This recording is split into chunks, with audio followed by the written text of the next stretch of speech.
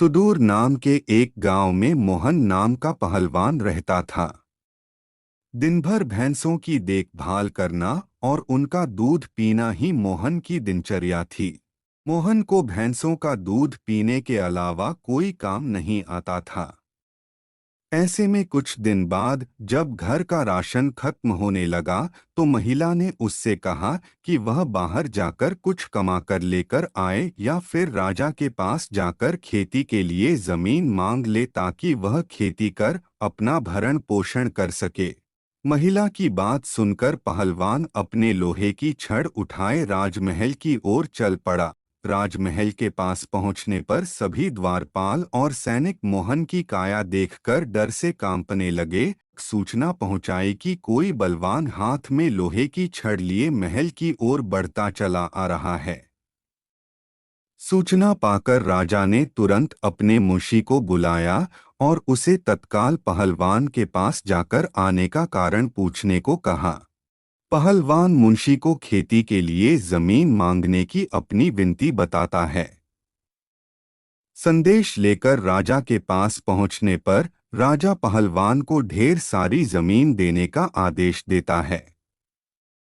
मुंशी बेहद चतुर होता है तो वह राजा द्वारा पहलवान को दी गई अधिकांश जमीन स्वयं के लिए रखकर मोहन को कब्रिस्तान के पास एक बंजर जमीन का छोटा सा टुकड़ा दे देता है, जिसे पाकर पहलवान खुशी खुशी वापस लौट जाता है। उस बंजर जमीन के पास के बीच में एक पीपल का पेड़ होता है, जिस पर भूतों का बसेरा होता है। जमीन को फसल उगाने योग्य बनाने के लिए जब पहलवान जुताई शुरू करता है तो पेड़ के कारण उसे खेत जोतने में परेशानी आने लगती है।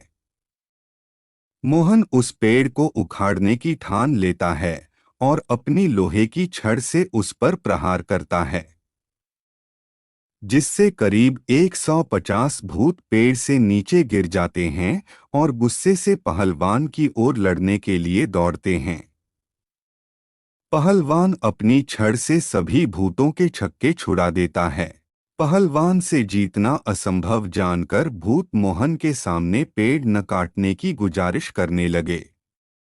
भूतों ने कहा, यह हमारा घर है, हम कई साल से यहाँ रह रहे हैं, हमारे घर को मत उजाड़ो। भूतों ने इसके बदले खेतों में काम कर उपज मोहन के घर पहुँचाने का प्रस्ताव रखा।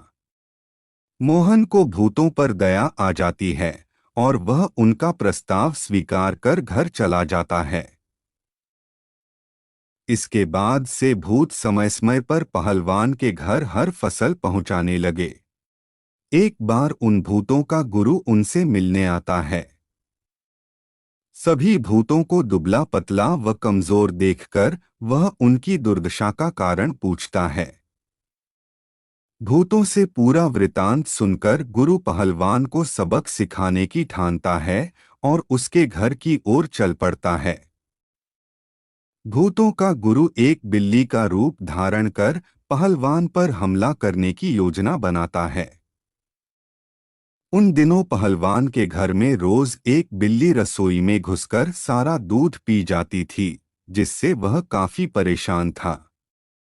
उस दिन पहलवान भी उस बिल्ली को सबक सिखाने के लिए दरवाजे के पीछे छिपकर बिल्ली का इंतजार कर रहा होता है। जैसे ही बिल्ली के रूप में भूतों का गुरु कमरे में प्रवेश करता है, पहलवान उस पर प्रहार कर देता है। पहलवान के प्रहार से भूतों के गुरु की कई हड्डियां टूट जाती हैं और वह अपने असली रूप में आकर अपनी जान बख्शने का निवेदन करने लगता है। मोहन ने भूतों के गुरु को छोड़ने पर खुद के लिए सजा चुनने के लिए कहा।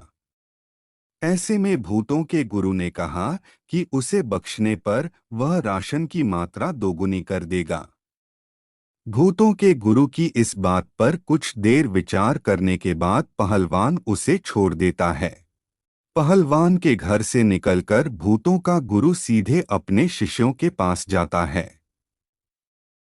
शिष्यों के पूछने पर वह उन्हें पूरा वृतांत बताता है और कहता है कि अब से पहलवान के घर भेजने वाले राशन की मात्रा दोगुनी करनी होगी।